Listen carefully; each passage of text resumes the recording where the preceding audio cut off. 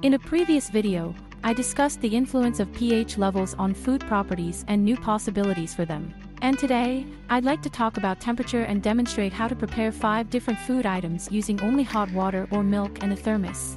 Rice, buckwheat, millet, pasta, and oatmeal with milk. So, temperature is the primary tool for transforming food from its raw state to a cooked one, excluding raw food enthusiasts. For each food item, there is a certain critical point below which the dish remains raw, and above which it becomes cooked. Knowledge of such a temperature point forms the basis for sous vide dishes, where food is kept in water at a specified temperature for an extended period. Today, we will attempt to recreate sous vide conditions using a food thermos. We will discuss how the heating and transformation of dishes occur. Certainly, the skill of using a thermos to prepare food can be highly useful for travelers, students, those always in a hurry, or simply for those who like to experiment in the kitchen. By the way, in the next video, we will prepare a perfectly shaped poached egg in a thermos in just 7 minutes. Don't forget to subscribe so you don't miss it. So, a thermos can be considered a homemade version of a sous vide machine. Sous vide cooking uses water and follows the second law of thermodynamics, in which heat is transferred from the hot to the cold until equilibrium temperature is reached. Why is water used in sous vide cooking? Water has a high heat capacity, making it an excellent heat reservoir that is ready to transfer heat to colder ingredients in the system. To start, let's test our thermos. We'll preheat it and pour in boiling water. We'll measure the water's temperature after an hour. In my thermos, the water temperature dropped by approximately 10 degrees in the first hour. This factor should definitely be taken into account when assessing the capabilities of the thermos. Next, let's calculate how much energy, or heat, is needed to cook a specific grain, such as rice, buckwheat, or millet.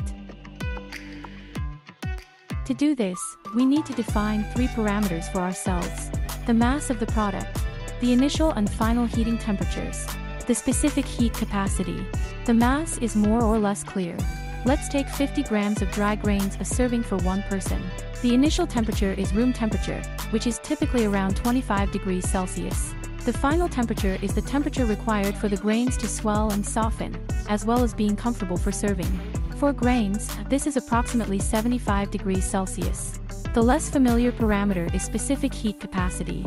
This is the amount of heat required to change the temperature of a unit mass of a substance by 1 unit.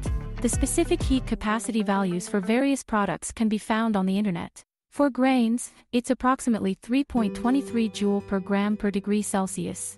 Feeling a bit tired? Just 2 more steps, and we'll have a piping hot porridge ready. Using the formula for calculating the amount of heat, we can determine how much heat is needed to cook 50 grams of grains. You're absolutely right. It takes 8,075 joules of energy to cook 50 grams of grains. Let's reverse the formula, and assuming that 193 grams of hot water will be required.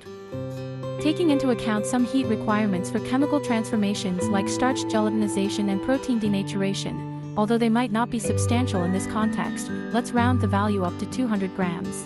Some of the water won't be absorbed by the cereal, and it will need to be drained. A smaller amount of water won't provide the necessary amount of energy for cooking the cereal. My experiments show that you can cook grains in a thermos until they reach a soft, ready-to-eat state. They will be slightly different from those simmered on the stove but still have a pleasant consistency when the dish is ready.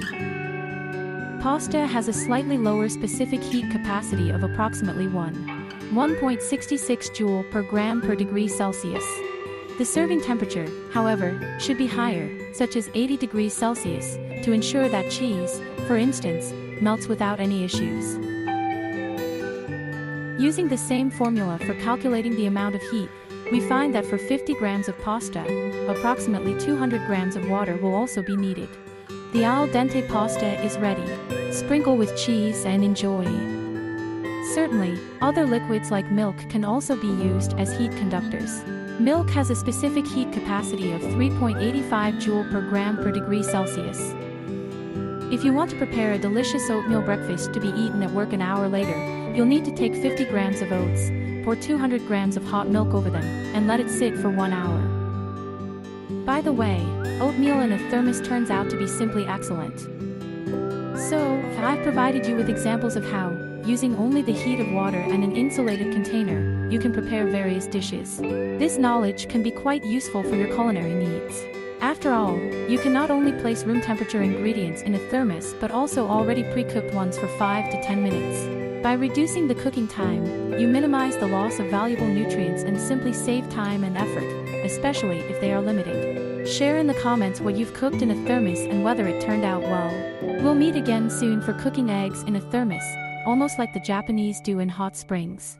Great experiments and see you soon.